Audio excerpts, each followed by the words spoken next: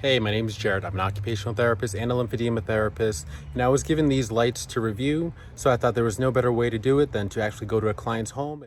So I really like these lights a lot. They work really well. They have a motion sensor on there, so that way if someone walks by it, it will turn on.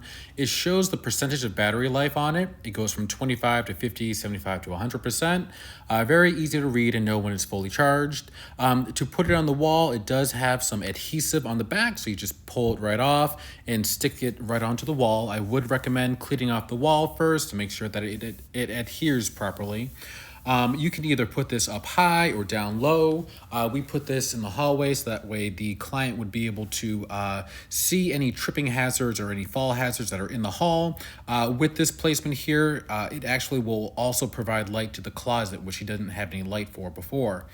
You can also put this inside any other room of the house as well. You could put it in the kitchen or inside the bathroom or anywhere where you really need some extra illumination. I know some other clients have actually put this underneath the hood of their underneath the hood fan in their kitchen.